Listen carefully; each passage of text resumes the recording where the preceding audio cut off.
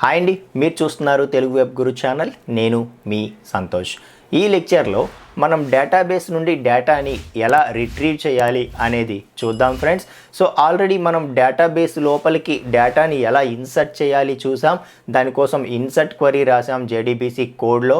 Okay, so insert queries రాయటానికి మనం execute update అనే ఒక మెథడ్ని యూజ్ చేసి ఎగ్జిక్యూట్ అప్డేట్ ద్వారా మన స్టేట్మెంట్ ఆబ్జెక్ట్లో ఉండే ఎగ్జిక్యూట్ అప్డేట్ ద్వారా మనం ఏం చేసామంటే క్వరీని పంపించాం.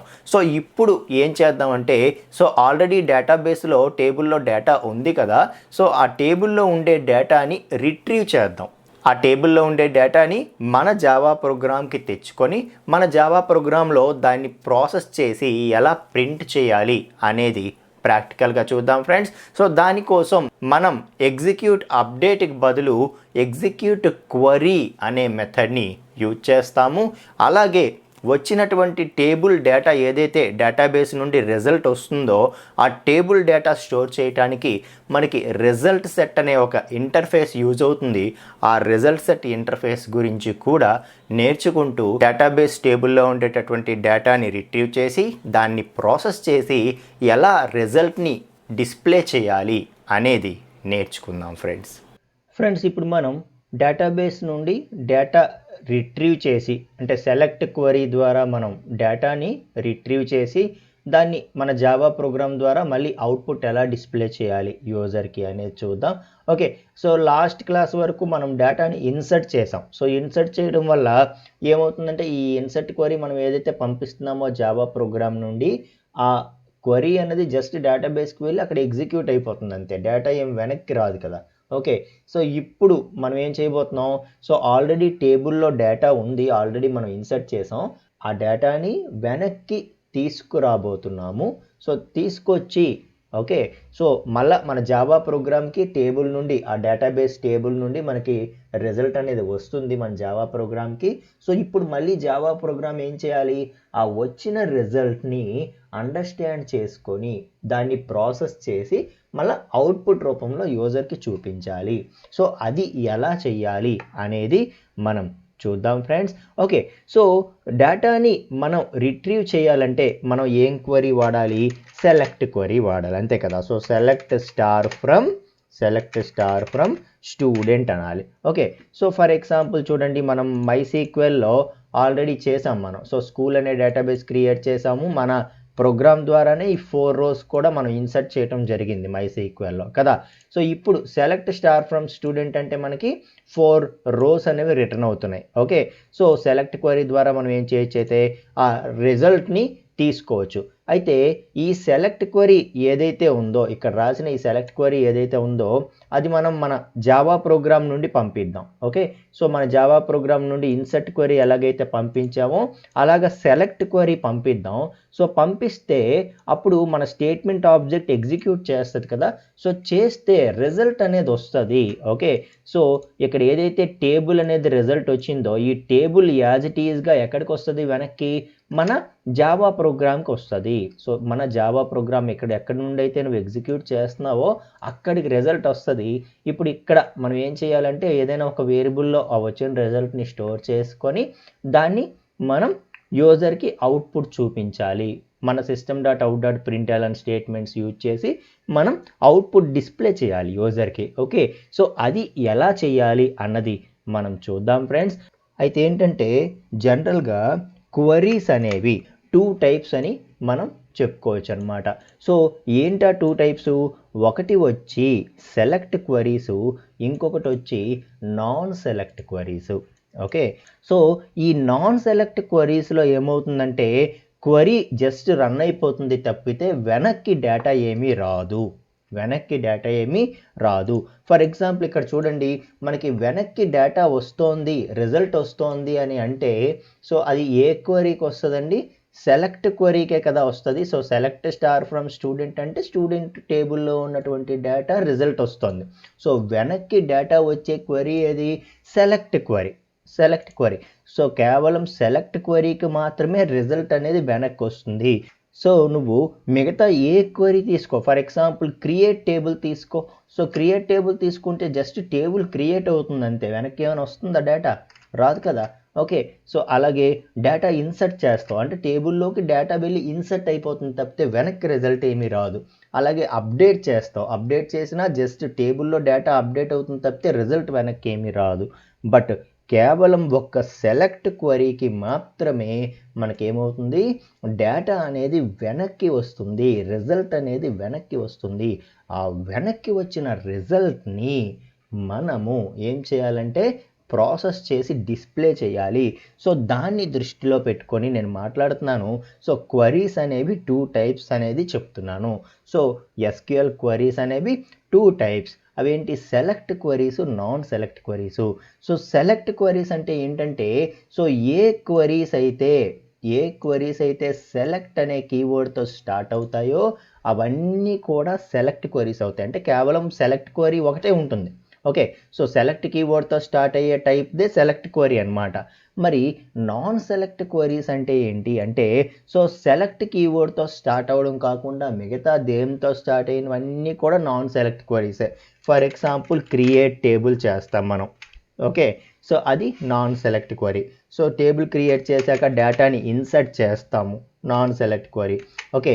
సో ఆల్టర్ చేస్తాం టేబుల్ని, నాన్ సెలెక్ట్ క్వరీ. అప్డేట్ చేస్తాం టేబుల్ని, నాన్ సెలెక్ట్ క్వరీ. అర్థమవుతుందా? సో ఇలా సెలెక్ట్ కాకుండా మిగతావన్నీ కూడా నాన్ సెలెక్ట్ క్వరీసే. సో ఏదైతే సెలెక్ట్ అని చెప్పి స్టార్ట్ అవుతుందో అది మాత్రమే సెలెక్ట్ క్వరీ అవుతుంది. సెలెక్ట్ స్టార్ ఫ్రమ్ అని ఏదైతే ఉందో అది ఒక్కటి మాత్రమే సెలెక్ట్ క్వరీ అవుతుంది, మిగతావన్నీ నాన్ సెలెక్ట్ క్వరీస్ అవుతాయి అని చెప్తున్నాను అనమాట. అర్థమైందా? రైట్. సో ఇప్పుడు ఎందుకు ఇలా డివిజన్ చేసి నేను మాట్లాడుతున్నానంటే, మనకి సెలెక్ట్ క్వరీని డీల్ చేసే విధానం వేరు, నాన్ సెలెక్ట్ క్వరీని డీల్ చేసే విధానం వేరు. సో ఎంతవరకు నాన్ సెలెక్ట్ క్వరీసే మనం రన్ చేసాం కాబట్టి వెనక్కి రిజల్ట్ ఏమీ రాదు, కాబట్టి జస్ట్ క్వరీని ఎగ్జిక్యూట్ చేసాం కానీ వెనక్కి రిజల్ట్ వస్తుందని చెప్పి సో దాన్ని ఒక వేరియబుల్లో స్టోర్ చేయటం, ఆ రిజల్ట్ని వెనక్కి వచ్చిన రిజల్ట్ని ఒక వేరియబుల్లో స్టోర్ చేయటం అలాగేం మనం చేయలేదు కదా. సో ఎందుకు, డేటా వెనక్కి ఏమీ రాదు కాబట్టి. ఓకే. సో దాన్ని డీల్ చేసే విధానం వేరు. బట్ సెలెక్ట్ క్వరీని డీల్ చేసే విధానం వేరు. సో నువ్వు సెలెక్ట్ క్వరీని రన్ చేసావంటే ఆ క్వరీ ఎగ్జిక్యూట్ అవ్వగానే టేబుల్ నుండి నీకు రిజల్ట్ వస్తుంది. ఆ వచ్చిన రిజల్ట్ని నువ్వు ఏదో ఒక వేరియబుల్లో స్టోర్ చేసి పెట్టుకొని ఆ వచ్చిన రిజల్ట్ని ప్రాసెస్ చేసి అందులో ఏదైతే వచ్చిందో దాన్ని మనం యూజర్కి ప్రింట్ చేసి చూపించాలి జావా ప్రోగ్రామ్ ద్వారా. ఓకే. సో అది మనం వేరేగా డీల్ చేయవలసి ఉంటుంది. ఓకే. సో వాటిని దృష్టిలో పెట్టుకొని మనకి సో నాన్ సెలెక్ట్ క్వరీస్ మనం రాస్తే కనుక మనం ఇంతకు ముందు ప్రోగ్రాంలో యూజ్ చేసినట్టుగా ఎగ్జిక్యూట్ అప్డేట్ అనే క్వరీని మనం యూజ్ చేయవలసి ఉంటుంది. ఎగ్జిక్యూట్ అప్డేట్ అని చెప్పి మనం క్వరీని ఇస్తాము. అదే సెలెక్ట్ క్వరీ అయితే మనం ఏ మెథడ్ యూజ్ చేస్తాం తెలుసా? Execute query. So select query అయితే మనం ఎగ్జిక్యూట్ క్వరీ అని చెప్పి మనం క్వరీని ఇవ్వాల్సి ఉంటుంది. అదే నాన్ సెలెక్ట్ క్వరీ అయితే మనం ఎగ్జిక్యూట్ అప్డేట్ అనే మెథడ్ని యూజ్ చేయవలసి ఉంటుంది. సో నాన్ సెలెక్ట్ అయితే ఎగ్జిక్యూట్ అప్డేట్ అనే మెథడ్ని యూజ్ చేస్తామంట, సెలెక్ట్ క్వరీ అయితే మనం ఎగ్జిక్యూట్ క్వరీ యూజ్ చేస్తామంట. సో ఎందుకంటే దాన్ని డీల్ చేసే విధానం వేరేగా ఉంటుంది, వెనక్కి రిజల్ట్ వస్తుంది, దాన్ని మనం స్టోర్ చేయాలి కాబట్టి మనకి ఎగ్జిక్యూట్ క్వరీ అనే మెథడ్ని యూజ్ చేస్తాము. సెలెక్ట్ క్వరీ మనం పాస్ చేసేటప్పుడు ఎగ్జిక్యూట్ క్వరీ అనేది మనం ఇవ్వడం అనేది జరుగుతుంది అని చెప్తున్నాను అనమాట. అర్థమవుతుందా? Right. So execute query, execute update. అందుకే మన ప్రీవియస్ ప్రోగ్రామ్స్లో మనం ఎగ్జిక్యూట్ అప్డేట్నే వాడాము, ఎందుకంటే అక్కడ మనం ఎగ్జిక్యూట్ చేసిన క్వరీ ఏంటి, నాన్ సెలెక్ట్ క్వరీ కాబట్టి. అర్థమవుతుందా మీకు? ఓకే. సో ఇప్పుడు మనం సెలెక్ట్ క్వరీస్ చూడబోతున్నాము. సో ఈ సెలెక్ట్ క్వరీస్ని మనం ఎగ్జిక్యూట్ క్వరీ అనే మెథడ్తో మనం పంపించబోతున్నాము అనేది ఇప్పుడు టాపిక్ అనమాట. ఓకే. రైట్. సో ఇప్పుడు మనం ఏం చేయాలైతే, సో ఇక్కడ ఏదైతే క్వరీ మనం రాస్తున్నామో దాన్ని మనం ఏం చేయాలట, stmt.execute query అని చెప్పి సో ఎగ్జిక్యూట్ క్వరీ ద్వారా మనం మన సెలెక్ట్ క్వరీని పంపించాలి. మన సెలెక్ట్ క్వరీని పంపించాలి. So select star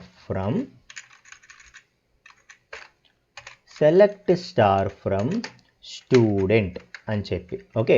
so select star from student అనే క్వరీ ఏదైతే ఉందో సెలెక్ట్తో స్టార్ట్ అయింది కాబట్టి ఇది select query. So select query కాబట్టి మనం ఎగ్జిక్యూట్ క్వరీ అనే మెథడ్ యూజ్ చేయాలి. సో ఎందుకు దీనికోసం స్పెషల్ మెథడ్ అని అంటే డేటా వెనక్కి వస్తుంది కాబట్టి. So select star from student అని చెప్పి నువ్వు STMT మన స్టేట్మెంట్ ఆబ్జెక్ట్ ద్వారా పంపించావనుకో డేటాబేస్కి. సో డేటాబేస్కి ఆ క్వరీ అనేది వెళ్తుంది, అక్కడ ఎగ్జిక్యూట్ అవుతుంది. సో ఎగ్జిక్యూట్ అవ్వగానే ఇక్కడ మనకి ఏమొచ్చింది, ఒక టేబుల్ అనేది వచ్చింది కదా. సో ఆ టేబుల్ని రిజల్ట్గా బ్యాక్కి మన జావా ప్రోగ్రామ్కి తీసుకొస్తుంది. సో ఇక్కడ మనకి రిజల్ట్ వస్తుందన్నమాట బ్యాక్కి. దాన్ని మనం ఒక వేరియబుల్లో స్టోర్ చేసి పెట్టుకోవాలి. అర్థమవుతుందా? సో ఇక్కడ ఈ క్వరీ ఎగ్జిక్యూట్ చేస్తే రిజల్ట్ అనేది వెనక్కి వస్తుంది. ఆ రిజల్ట్ని మనం ఒక వేరియబుల్లో స్టోర్ చేసి పెట్టుకోవాలి. సో ఈ వేరియబుల్ ఏ టైపో తెలుసా? ఎగ్జిక్యూట్ క్వరీ అనేది మనకి రిజల్ట్ సెట్ టైప్ డేటాని వెనక్కి రిటర్న్ చేస్తుందంట.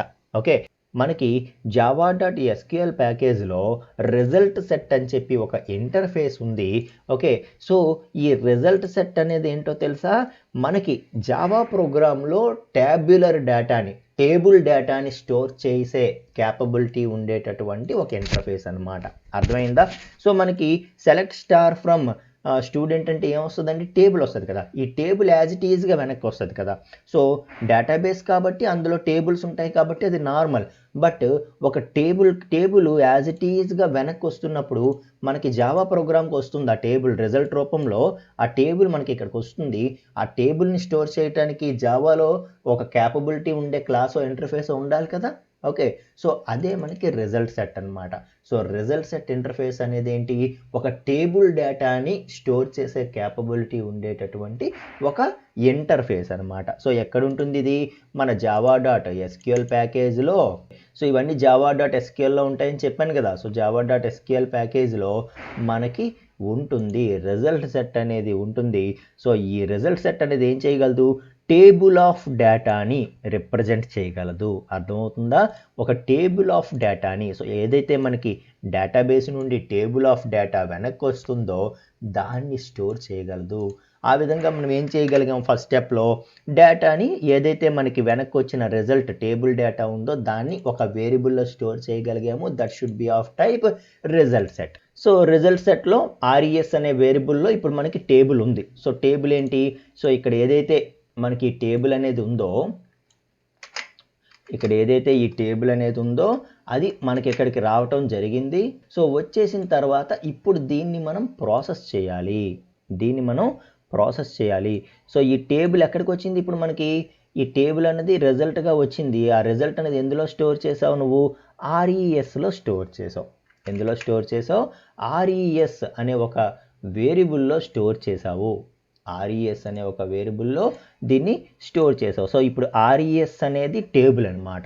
RESలో ఏముంది, డేటాబేస్ నుండి వచ్చినటువంటి టేబుల్ అనేది ఇందులో ఉంది. సో ఇప్పుడు మనం ఏం చేయాలి, ఈ RESలో ఉన్నటువంటి ఈ టేబుల్ నుండి డేటాని రిట్రీవ్ చేసి ఒక్కొక్క రోకి వెళ్తాము, ఆ రోలో ఉండే డేటా ప్రింట్ చేస్తాం. ఇంకో రోకి వెళ్తాం, అందులో ఉండే డేటా ప్రింట్ చేస్తాం. ఇంకో రోకి వెళ్తాం, అందులో ఉండే డేటా ప్రింట్ చేస్తాం. అలా ఒక్కొక్క రో దగ్గరికి వెళ్ళి అక్కడ ఉన్న డేటా ప్రింట్ చేయాలి. సో ఫస్ట్ రో నుండి స్టార్ట్ చేస్తాం. సో ఫస్ట్ రో నుండి స్టార్ట్ చేసి ఫస్ట్ రోలో ఉండే డేటా ప్రింట్ చేయటం. సో ఆ తర్వాత అక్కడ నుండి నెక్స్ట్ రోకి మూవ్ అవ్వడం, అందులో ఉండే డేటా ప్రింట్ చేయటం. ఆ తర్వాత నెక్స్ట్ రోకి రావడం, అందులో ఉండే డేటా ప్రింట్ చేయటం. ఆ తర్వాత నెక్స్ట్ రోకి రావడం, అందులో ఉండే డేటా ప్రింట్ చేయటం చెయ్యాలి. ఓకే, సో అది మనం చేయాలనుకుంటున్నటువంటి పని అనమాట. ఓకే, సో ఇక్కడ మనకి ఏదైతే రిజల్ట్ సెట్ అనేది వస్తుందో అందులో బై డిఫాల్ట్ ఒక పాయింటర్ అనేది ఉంటుంది. ఆ పాయింటర్ ఎప్పుడూ కూడా ఫస్ట్ రోకి బిఫోర్ రో ఏదైతే ఉందో దాన్ని పాయింట్అవుట్ చేస్తూ ఉంటుందన్నమాట. ఓకే, సో అంటే ఇప్పుడు హెడర్ రో దగ్గర ఉందనుకోండి. సో ఇప్పుడు మనం ఏం చేయాలి, ఈ పాయింటర్ అనేది ఏదైతే ఉందో దాన్ని ఫస్ట్ ఎక్కడికి మూవ్ చేసుకోవాలి మనం, సో దాన్ని ఫస్ట్ ఫస్ట్ రో దగ్గరికి తెచ్చుకోవాలి. సో ఈ ఫస్ట్ రో దగ్గరికి తెచ్చుకొని అప్పుడు ఇందులో ఉండే డేటా ప్రింట్ చేయాలి కదా.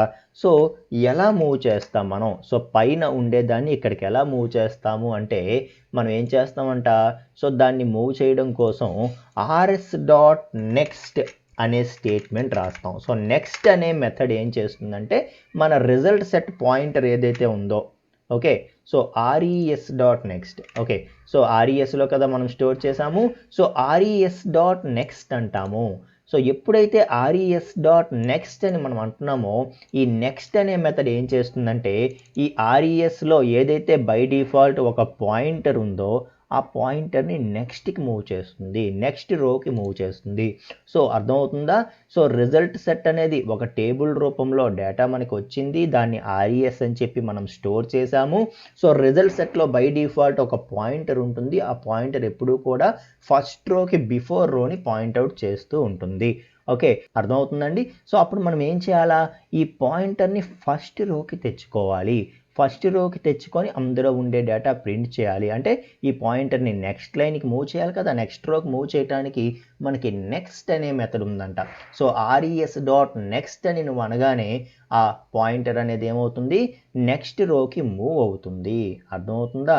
సో ఎప్పుడైతే మనం res.next అన్నామో మనం అనుకున్న టార్గెట్ రీచ్ అయిపోయాం. ఏమైంది, ఫస్ట్ రో దగ్గరికి వచ్చాం. ఇప్పుడు ఫస్ట్ రో దగ్గరికి రాగానే ఇప్పుడు మనం ఏం చేయాలా, ఇందులో ఉండే డేటాని ప్రింట్ చేయాలి. ఇందులో ఉండే డేటాని ప్రింట్ చేయాలి. సో ఎలా ప్రింట్ చేస్తామో తెలుసా? సో ఎలా ప్రింట్ చేస్తాము అంటే సో system.out.println. సో ఇప్పుడు పాయింటర్ అనేది ఇక్కడికి వచ్చేసింది, దాని నుండి మనం ఒక్కొక్క దాన్ని తీసుకొని ప్రింట్ చేయాలని చెప్తున్నాను కదా. సో ఎలా ప్రింట్ చేస్తామో తెలుసా? మనం ఏం చేస్తామంటే సో ఇప్పుడు మనం ఏం చేయాలైతే system.out.println ద్వారా ఈ పాయింటర్ ఏ రోనైతే పాయింట్అవుట్ చేస్తుందో ఆ రోలో ఉండే డేటాని మనం ప్రింట్ చేసేయాలి. ఓకే, సో ఆ ప్రింట్ చేయడానికి మనం ఏం చేస్తామంటే మనం గెట్ మెథడ్స్ వాడతాం అన్నమాట. మనం గెట్ మెథడ్స్ వాడతాం. సో గెట్ ఇంట్ అని, అలాగే గెట్ స్ట్రింగ్ అని, అలాగే గెట్ బూలియన్ అని, గెట్ డబుల్ అని. సో ఇలా గెట్ మెథడ్స్ని మనం వాడతాం అనమాట. So get int, get string, get Boolean, get double ఇలాగా. ఓకే, సో ఫర్ ఎగ్జాంపుల్ ఇక్కడ రోల్ నెంబర్ ఉందనుకోండి, మనం దాన్ని డేటాబేస్లో ఇంటిజర్గా ఇచ్చి ఉంటే గెట్ ఇంట్ వాడాలి, దాన్ని బులియన్గా ఇచ్చుంటే గెట్ బులియన్ వాడాలి, దాన్ని వేర్ గానో టెక్స్ట్ గానో ఇచ్చుంటే గెట్ స్ట్రింగ్ వాడాలి. అర్థమవుతుందా? అక్కడ డేటాబేస్లో దాన్ని మీరు డబుల్గా డిక్లేర్ చేస్తుంటే గెట్ డబుల్ వాడాలి. ఇలా ఏంటంటే మనం అక్కడ పర్టికులర్ ఫీల్డ్ని ఏ డేటా టైప్ అయితే డిక్లేర్ చేసామో దానికి రిలేటెడ్గా ఉండేటటువంటి గెట్ మెథడ్ని మనం వాడాల్సి ఉంటుంది అనమాట. Okay, so get int, get string, get boolean, get double ఇలాగా. ఓకే, సో అక్కడ రోల్ నెంబర్ అనేది మనం ఇంటిజర్ ఇచ్చాం కాబట్టి గెట్ ఇంట్ వాడతాం. అర్థమైందా? నేమ్ అనేది వేర్ ఇచ్చాం కాబట్టి గెట్ స్ట్రింగ్ వాడతాం. వేర్ కానీ టెక్స్ట్ కానీ ఇస్తే గెట్ స్ట్రింగ్ వాడతాము, ఇంట్ ఇస్తే గెట్ ఇంట్ వాడతాము, బులియన్ ఇస్తే అక్కడ డేటా టైప్ బులియన్ ఇచ్చి ఉంటే కనుక గెట్ బులియన్ వాడతాము, గెట్ బులియన్. అలాగే అక్కడ డేటా టైప్ డబుల్ కానీ అలాంటివి ఏమైనా ఇచ్చి ఉంటే గెట్ డబుల్ వాడతామని చెప్తున్నాను. సో అలా ఏంటంటే వాటికి తగ్గ మెథడ్ని ఇక్కడ మనం సెలెక్ట్ చేసుకొని వాడతాము. ఓకే, సో ఆ విధంగా మనం రిట్రీవ్ చేస్తాము. Okay, so get int, get string, get Boolean, get double ఇలా వాడతాము. అందులో కూడా మనం ఏం చేస్తామంటే రిట్రీవ్ చేసినప్పుడు ఏ కాలం వాల్యూ రిట్రీవ్ చేస్తున్నామో ఎలా తెలుస్తుంది? సరే, ఓకే, ఈ మెథడ్స్ యూజ్ చేసి రిట్రీవ్ చేస్తాము. కానీ పాయింటర్ అనేది రో మొత్తాన్ని ఆక్యుపై చేస్తుంది కదా. సో అందులో ఫస్ట్ కాలం వాల్యూ నాకు కావాలి, సెకండ్ కాలం వాల్యూ కావాలని నేను ఎలా చెప్తాను అని అంటే సో మనకి 2 వేస్లో మనం దాన్ని రిట్రీవ్ చేయొచ్చు అనమాట. ఓకే, సో ఎలా అంటే గెట్ ఇంట్ ఆఫ్ అని చెప్పి నువ్వు కాలం నెంబర్ ఇవ్వచ్చు. సో గెట్ ఇంట్ ఆఫ్ 1 అని అన్నావంటే దాని అర్థం ఏంటంటే ఇప్పుడు పాయింటర్ ఏ రోనైతే పాయింట్అవుట్ చేస్తుందో ఆ రోలో ఉండేటటువంటి ఫస్ట్ కాలం వాల్యూని ఇంటిజర్గా రిట్రీవ్ చెయ్యు అని అర్థం అనమాట. గెట్ ఇంట్ ఆఫ్ 1 అంటే అర్థమైందా? సో పాయింటర్ ఏ రోనైతే పాయింట్అవుట్ చేస్తుందో అందులో ఫస్ట్ కాలంలో ఉండే వాల్యూ నాకు కావాలి, అందులో ఫస్ట్ కాలంలో ఉండే వాల్యూ కావాలి. సో 2 కాలమ్స్ ఉన్నాయి కదా, గెట్ ఇంట్ ఆఫ్ 1 అన్నాను అనుకో, నేను ఫస్ట్ కాలంలో ఉండే వాల్యూ అని అర్థము. దాన్ని గెట్ ఇంట్ అంటున్నాను కాబట్టి ఇంటిజర్గా నాకు కావాలి, అది నాకు ఇంటిజర్గా రిట్రీవ్ చెయ్యు అని అర్థం అనమాట. ఓకే, సో అలా ఇస్తాము. లేదు get string of get string of get string of 2 అంటాను. సో దీని అర్థం ఏంటి? సో పాయింటర్ ఏ రోనైతే పాయింట్అవుట్ చేస్తుందో అందులో ఉండే సెకండ్ కాలంలో ఉండేటటువంటి వాల్యూని నాకు స్ట్రింగ్గా రిట్రీవ్ చెయ్యు. ఎందుకంటే నేను దాన్ని అక్కడ వేర్కేర్గా డిక్లేర్ చేశాను కాబట్టి నాకు స్ట్రింగ్గా రిట్రీవ్ చెయ్యు అని అడగడం అనమాట. అర్థమవుతుందండి? సో గెట్ ఇంట్ అంటే ఇంటిజర్ వాల్యూ రిటర్న్ చేస్తుంది, గెట్ స్ట్రింగ్ అంటే స్ట్రింగ్ వాల్యూ రిటర్న్ చేస్తుంది. ఇక్కడ బ్రాకెట్లో మనం ఇచ్చే నెంబర్ అనేది మనకి కాలం నెంబర్ని ఇండికేట్ చేస్తుంది. సో ఈ విధంగా గెట్ ఇంట్ అని గెట్ స్ట్రింగ్ అని ఈ విధంగా మనం వాల్యూస్ని రిట్రీవ్ చేయొచ్చు. లేదు అనుకుంటే మనం ఏం చేయొచ్చు అంటే కాలం నేమ్ కూడా స్పెసిఫై చేయొచ్చు. ఓకే, గెట్ ఇంట్ ఆఫ్ అని చెప్పి 1 అంటే ఫస్ట్ కాలం అలా చెప్పకుండా మనం ఏం చేయొచ్చు అంటే RNO అని ఇవ్వచ్చు అనమాట. ఓకే, సో రోల్ నెంబర్ అనే కాలంలో ఉండేటటువంటి వాల్యూని నాకు ఇంటిజర్గా రిట్రీవ్ చెయ్యు అని అర్థం అనమాట. ఓకే, సో 50 కాలమ్స్ ఉండొచ్చు, 50 కాలమ్స్లో 1, 2, 3 అని ఇవ్వకుండా నీకు అన్నీ అవసరం లేకపోవచ్చు, నాకు ఒక రోల్ నెంబర్ చాలు అని నీకు అనిపించింది అనుకో, అప్పుడు నువ్వు కాలం నేమ్తో కూడా స్పెసిఫై చేయొచ్చు. 1 అంటే కాలం నెంబర్, లేదు అంటే RNO అనేది కాలం నేమ్, నువ్వు ఎలాగైనా ఇచ్చుకో. So get int of RNO అంటే సో ఈ పాయింటర్ ఏ రోనైతే పాయింట్అవుట్ చేస్తుందో అందులో RNOకి సంబంధించినటువంటి వాల్యూని నాకు ఇంటిజర్గా రిట్రీవ్ చెయ్యు అని నువ్వు అడుగుతున్నట్టు అనమాట. అర్థమైందా? సో అలాగే గెట్ స్ట్రింగ్ ఆఫ్ మనం ఏమనొచ్చు? నేమ్ అనొచ్చు. సో గెట్ స్ట్రింగ్ ఆఫ్ మనం ఏమనొచ్చు? నేమ్ అనొచ్చు. సో ఎప్పుడైతే మనం గెట్ స్ట్రింగ్ ఆఫ్ నేమ్ అంటున్నామో అప్పుడు కూడా మనకి ఏంటంటే అది రిట్రీవ్ అవ్వడం జరుగుతుంది, ఆ కరస్పాండింగ్ వాల్యూ అనేది రిట్రీవ్ అవ్వడం జరుగుతుంది. సో నేమ్ అనే కాలం తాలూకా వాల్యూని నాకు స్ట్రింగ్గా రిట్రీవ్ చెయ్యు అని చెప్పడం అనమాట. ఏం చెప్తున్నాను అర్థమవుతుందా మీకు? సో మనం సెలెక్ట్ క్వరీని రన్ చేసేటప్పుడు ఎగ్జిక్యూట్ క్వరీ అనే మెథడ్ ద్వారా మనం ఏం చేస్తామంటే సెలెక్ట్ క్వరీని డేటాబేస్కి పంపిస్తాము. అక్కడ నుండి ఒక టేబులే మనకి రిజల్ట్గా వెనక్కి వస్తుంది. ఆ వెనక్కి వచ్చేదాన్ని జావాలో ట్యాబులర్ డేటాని స్టోర్ చేయగలిగే క్యాపబిలిటీ ఉండేటటువంటి రిజల్ట్ సెట్ తాలూకా వేరియబుల్లో దాన్ని వెనక్కి వచ్చిన రిజల్ట్ని మనం స్టోర్ చేస్తాము. Now RES becomes the result. Okay, so result table అంతా కూడా RESలో ఉంది. సో జనరల్గా రిజల్ట్ సెట్లో బై డిఫాల్ట్ ఒక పాయింటర్ ఉంటుంది. ఆ పాయింటర్ అనేది ఫస్ట్ రో కంటే ముందు రోని ఎప్పుడు రిప్రజెంట్ చేస్తూ ఉంటుంది. దాన్ని మనం నెక్స్ట్కి మూవ్ చేయాలంటే నెక్స్ట్ అనే మెథడ్ యూజ్ చేస్తాం. సో RES.next అనగానే RESలో ఉండేటటువంటి పాయింటర్ నెక్స్ట్కి మూవ్ అయింది, అంటే ఫస్ట్ రోకి వచ్చింది ఇప్పుడు. సో ఫస్ట్ రోకి రాగానే మనం ఏం చేసాం, ఆ ఫస్ట్ రోలో ఉండే డేటాని రిట్రీవ్ చేయాలి. సో రిట్రీవ్ చేయడానికి గెట్ మెథడ్స్ వాడతాము. అక్కడ డేటాబేస్లో మనం ఇచ్చే డేటా టైప్ని బేస్ చేసుకొని కరస్పాండింగ్ గెట్ మెథడ్ని మనం సెలెక్ట్ చేసుకుంటాము. సెలెక్ట్ చేసుకొని అందులో ఫస్ట్ కాలన్ వాల్యూ కావాలా, సెకండ్ కాలన్ వాల్యూ కావాలా, థర్డ్ కాలన్ వాల్యూ కావాలా అన్నది కాలన్ నెంబర్తో నువ్వు మెన్షన్ చేయొచ్చు. లేదు అనుకుంటే కాలన్ నేమ్తో కూడా నువ్వు మెన్షన్ చేయొచ్చు. ఓకే, సో ఇచ్చేటప్పుడు ఎలాగిస్తామంటే RES డాట్ అని ఇస్తాం అనమాట. సో ఇచ్చేటప్పుడు ఎలాగిస్తాం? RES dot get int of 1, RES dot get string of 2, లేదు అంటే RES dot get int of RNO, అంతే కదా, RESలో ఉండేటటువంటిదే కదా. ఓకే, సో ఆ విధంగా మనం రిట్రీవ్ చేస్తాము అని చెప్తున్నాను అనమాట. అర్థమైందా? ఓకే, సో ఇప్పుడు ఈ స్టేట్మెంట్ ఎలా రాస్తామైతే ఇక్కడ ఈ ఫస్ట్ రోలో ఉండే రోల్ నెంబరు నేము నేను ప్రింట్ చేయాలి అనుకుంటున్నాను.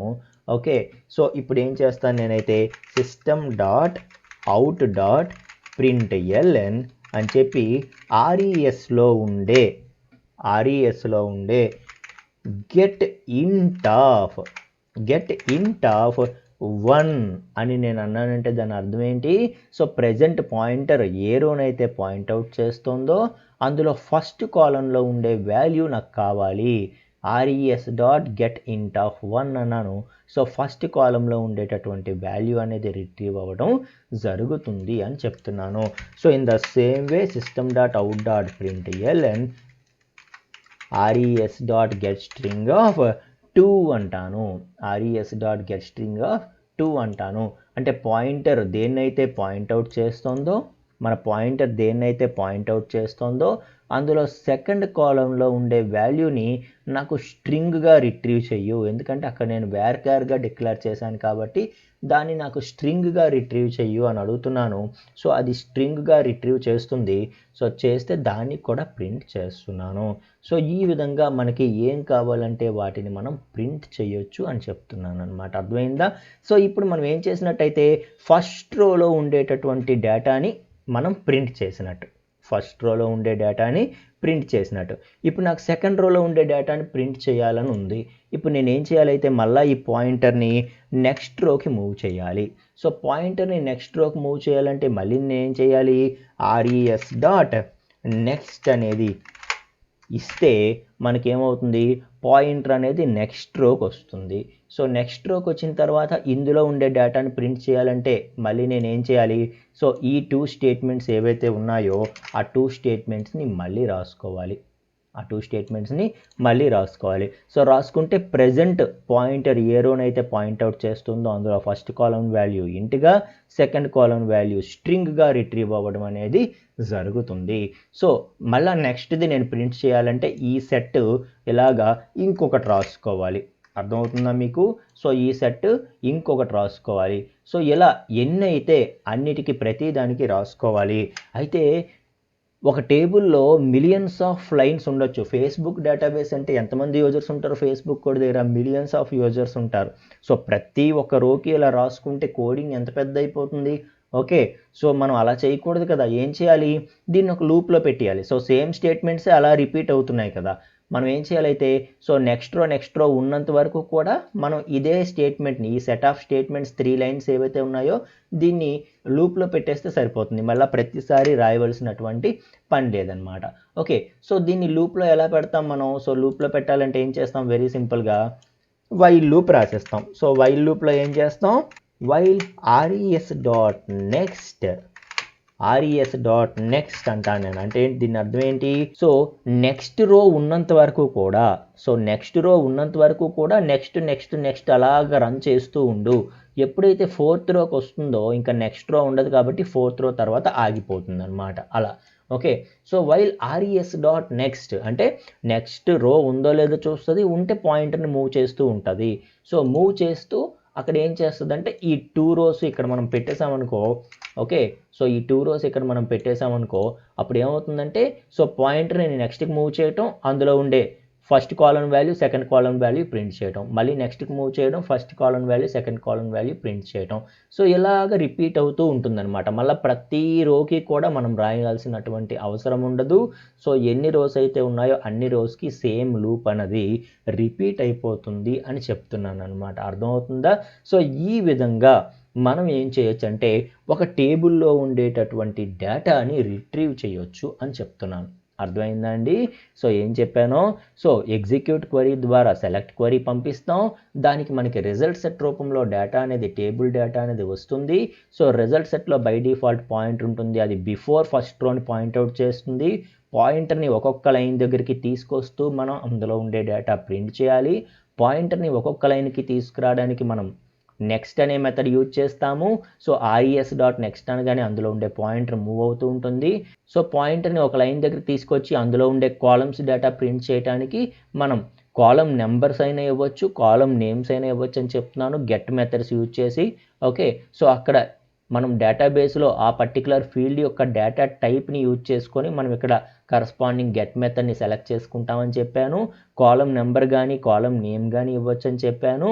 ఓకే, సో ఆ విధంగా మనం ఆ పర్టికులర్ రోలో ఉండేటటువంటి డేటాని ప్రింట్ చేయడం, మళ్ళీ మూవ్ చేయడం పాయింటర్ని. సో ఇలా ప్రతిసారి సేమ్ లైన్స్ ఆఫ్ కోడ్ని రిపీట్ చేసే బదులు ఒక లూప్లో పెట్టుకుంటే వైల్ res డాట్ నెక్స్ట్ అంటే నెక్స్ట్ రో ఉన్నంత వరకు నెక్స్ట్కి మూవ్ చేస్తుండడం, ప్రింట్ చేయడం ఇలా చేస్తుంది. ఎప్పుడైతే నెక్స్ట్ రో మరి ఉండదో అక్కడితో ఇది ఆగిపోతుంది. సో ఈ విధంగా మనం డేటాని రిట్రీవ్ చెయ్యొచ్చు అని చెప్తున్నాను అనమాట. అర్థమైందా? సో ఇప్పుడు దీన్నే మనం ప్రోగ్రామ్ పాయింట్ ఆఫ్ వ్యూలో చూద్దాం. ఓకే, సో పాత ప్రోగ్రామ్ని మనం ఏమీ డిస్టర్బ్ చేయొద్దు. సో కొత్త ప్రోగ్రామ్ ఒకటి తీసుకుందాం. Okay, so JDBC result ex అంటాను నేను. So result ex dot Java అంటున్నాను. open the program. So program to retrieve data from database. Okay, so import చేయాలి, దేన్ని ఇంపోర్ట్ చేయాలి, java dot sql dot star. Okay, so class declare చేసుకోవాలి, class declare చేస్తున్నాను, అందులో public static void main రాయాలి. Okay, so first మన database కనెక్టివిటీకి సంబంధించిన వాల్యూస్ని తీసుకోవాలి. సో వీటిని మన ప్రీవియస్ ప్రోగ్రామ్ నుండే మనం తీసుకుందాం. ఓకే, సో MySQLకి సంబంధించినవే నేను తీసుకుంటున్నాను, com.mysql.jdbc.driver, అలాగే URL, యూజర్ నేమ్, పాస్వర్డ్ ఇవి తీసుకుంటున్నాను. సో తర్వాత స్టెప్స్ ఒక్కొక్కటి ఎలా ఉంటాయంటే మనకి సో సేమ్ ప్రోగ్రామ్ని ఒకసారి తీసుకొని దాన్ని మాడిఫై చేసే ప్రయత్నం చేస్తాను చూడండి. So register the driver common ఉండాలి. ఓకే, సో కనెక్షన్ ఎస్టాబ్లిష్మెంట్ కూడా కామన్. సో కనెక్షన్ ఎస్టాబ్లిష్ చేశాక క్రియేట్ స్టేట్మెంట్ కూడా కామన్. ఎక్కడి నుండి మనకి మారుతుందండి, కేవలం ఈ 4th స్టెప్ తర్వాత మనకి మారుతుంది. సో ఏంటి మారుతుంది అంటే ఇక్కడ మనం ఏం చేయాలంట, సో stmt డాట్ ఎగ్జిక్యూట్ అప్డేట్కి బదులుగా ఎగ్జిక్యూట్ క్వరీ అనేది ఇవ్వాలి. సో ఇచ్చి మన ఎగ్జిక్యూట్ క్వరీలో మనం క్వరీ ఏదైతే ఉందో అది ఇవ్వాలి. So select star from student అని ఇవ్వాలి. సో ఎప్పుడైతే ఎగ్జిక్యూట్ క్వరీ ద్వారా మనం ఒక సెలెక్ట్ క్వరీ ఇస్తున్నామో అది డేటాబేస్కి వెళ్ళి ఎగ్జిక్యూట్ అవుతుంది, వెనక్కి రిజల్ట్ అనేది వస్తుంది. సో దాన్ని RES అనే ఒక వేరియబుల్లో నేను స్టోర్ చేశాను. That should be of type result set. That should be of type result set. So result set type RES అనేది ఒకటి వచ్చింది. సో వచ్చిన తర్వాత ఇప్పుడు డేటాని ఎలా రిట్రీవ్ చేస్తామని చెప్తున్నాను. ఒక వైల్ లూప్ రాసుకుంటాము. So while RES dot next. So next row ఉన్నంత వరకు కూడా నెక్స్ట్ రో ఉన్నంత వరకు కూడా ఏం చేయాలి, so system dot out dot println అని చెప్పి మనం ఏం చేయాలంటే మనకి డేటాని ప్రింట్ చేయాలి. సో RESలో ఉండే ఆ పాయింటర్ దగ్గర పాయింట్ చేస్తున్నటువంటి గెట్ ఇంట్ ఆఫ్ 1 ఫస్ట్ కాలంలో ఉండే డేటా నాకు రిట్రీవ్ చెయ్యు అని చెప్తున్నాను. అలాగే so system dot out dot println RES dot get string of 2 second కాలంలో ఉండేటటువంటి డేటాని నాకు స్ట్రింగ్గా రిట్రీవ్ చెయ్యు అని చెప్తున్నాను. ఓకే, సో ఇలా చెప్పి నేను డేటాని ప్రింట్ చేస్తున్నాను. సో ఏదైతే మనకి వెనక్కి డేటా వచ్చిందో దాన్ని ప్రింట్ చేసేస్తున్నాం. సో క్వరీ అంతా ఎగ్జిక్యూట్ అయిపోయినట్టు, లాస్ట్కి మనం ఏం చేస్తాం, కనెక్షన్ని క్లోజ్ చేసేస్తాం. అంతేనా? సో మనకి కావాల్సినటువంటి స్టెప్స్ అన్నీ ఫినిష్ అయిపోయాయి కాబట్టి ఇంకా మనం ఏం చేయొచ్చు అయితే ప్రోగ్రామ్ని ఇప్పుడు కంపైల్ చేసి ఎగ్జిక్యూట్ చేయొచ్చు. అర్థమైంది ఏం చెప్పానో? సో క్వరీని సెలెక్ట్ క్వరీని రాసేటప్పుడు ఎగ్జిక్యూట్ క్వరీ ఇవ్వాలి, రిజల్ట్ అనేది రిజల్ట్ సెట్లో వస్తుంది, నెక్స్ట్ యూజ్ చేసి పాయింటర్ని నెక్స్ట్ మూవ్ చేసి అందులో ఉండే కాలం డేటాని ప్రింట్ చేసుకోవడమే. సో వన్స్ డేటా మన దగ్గరకు వచ్చిన తర్వాత మనకి నచ్చినట్టుగా ప్రింట్ చేసుకోవచ్చు. Okay, right. సో ఇప్పుడు ఒకసారి మనం ప్రోగ్రామ్ని కంపైల్ చేసి ఎగ్జిక్యూట్ చేద్దాం ఫ్రెండ్స్. ఓకే, సో మనం ప్రోగ్రామ్ని కంపైల్ చేసే ముందు సో మళ్ళీ ప్రాబ్లమ్స్ రాకుండా ముందే క్లాస్ పాత్ సెట్ చేసేద్దాం. సో ఆల్రెడీ ఏ క్లాస్ పాత్ ఉందో ఆ క్లాస్ పాత్ అలాగే ఉంచి ఒక సెమీకోలన్ యాడ్ చేసి మనం ఏం చేయాలి, సో మన జార్ ఫైల్ నేమ్ ఏదైతే ఉందో ఆ జార్ ఫైల్ నేమ్ ఇవ్వాలి, ఇచ్చి ఒక స్లాష్ పెట్టాలి, అంతే కదా. Okay, so class path set అయిపోయింది. సో జావా సి మన ప్రోగ్రామ్ నేమ్ ఏంటండి, JDBC రిజల్ట్ EX కదా. So JDBC result EX dot Java. So compilation సక్సెస్ఫుల్గా అయిపోయింది. ఒకసారి మనం ఎగ్జిక్యూట్ చేసి చూద్దాం. ఓకే, సో చూడండి ఫ్రెండ్స్ ఏమని వచ్చిందో. ఓకే, సో ఇది మనం లాస్ట్ క్లాస్లోనే చూసాం కదా, ఈ డ్రైవర్ అనేది రిజిస్ట్రేషన్ అక్కర్లేదు అండ్ డ్రైవర్ కూడా మారిందని చెప్తాడనమాట. న్యూ డ్రైవర్ క్లాస్ వచ్చి com.mysql.cj.jdbc.driver ఇది వాడాలంట. ఓకే, సో com.mysql.jdbc.driver బదులు ఇది యూజ్ చేయండి అని చెప్తున్నాడు. అండ్ అది కూడా ఆటోమేటిక్గా రిజిస్టర్ అయిపోతుంది, మనం చెయ్యక్కర్లేదు అని చెప్తున్నాడు అనమాట. Okay, what ever. సో మనకి ప్రోగ్రామ్ అయితే రిజల్ట్ అనేది వచ్చింది. ఓకే, సో చూడండి మనకి టేబుల్ నుండి డేటా ఏదైతే ఉందో 1 సంతోష్, 2 సురేష్, 3 కిషోర్ అండ్ 4 సతీష్ ఏదైతే ఉందో ఈ టేబుల్ డేటాని మనం మన జావా ప్రోగ్రామ్కి రప్పించుకోగలిగాం. అక్కడ నుండి మన డేటాని ప్రింట్ చేయగలిగాం. సో వన్స్ మన దగ్గరికి డేటా వచ్చాక నచ్చినట్టు ప్రింట్ చేయొచ్చు అని చెప్పాను నేను కదా. ఓకే, సో ఏం చేద్దామంటే మనం ఒకదాని తర్వాత ఒకటి కాకుండా ఒకే లైన్లో 2 టేబుల్ లాగా డిస్ప్లే చేసే ప్రయత్నం చేద్దాం. ఓకే, సో మధ్యలో స్పేస్ ఇస్తూ 2 ఒకే స్టేట్మెంట్లో నేను డిస్ప్లే చేస్తాను. సో చేసిన తర్వాత ఒక ప్రింట్ ఎలన్ స్టేట్మెంట్ ఇస్తాను. అంటే ఒక లైన్లో ఒక టేబుల్ తాలూకా రో అనేది ఒక లైన్లో డిస్ప్లే అవుతుంది. First column value, second column value, మధ్యలో స్పేస్ ఇచ్చుకొని డిస్ప్లే అవుతుంది. అయిన తర్వాత ఒక రో అనేది నెక్స్ట్ రో తీసుకుంటుంది. అయిన తర్వాత పాయింటర్ అనేది నెక్స్ట్ లైన్కి మూవ్ అవుతుంది. ప్రింట్ ఎలన్ ఇచ్చాను కాబట్టి. Okay, right. సో ప్రింట్ ఇచ్చానంటే 2 సేమ్ లైన్లో డిస్ప్లే అవుతాయి. మధ్యలో స్పేస్ ఏమో గ్యాప్ ఇచ్చాను. అలాగే నెక్స్ట్ ప్రింట్ ఎలన్ ఇచ్చాను, అంటే ఒక రో ఆఫ్ డేటా ప్రింట్ అయిన తర్వాత నెక్స్ట్ రోలో ప్రింట్ చేయమని. సో ఈ ప్రింట్ ఎలన్లు మనకి ఇంకా నచ్చినట్టు మనం డిస్ప్లే చేసుకోవచ్చు. వన్స్ మనకి రిజల్ట్ మన దగ్గరికి తీసుకురాగలిగితే ఈ డిస్ప్లే స్టేట్మెంట్స్ అన్నీ ఇంకా మన చేతుల్లో ఉండేవి కదా, మనం నచ్చినట్టు డిస్ప్లే చేసుకోవచ్చు.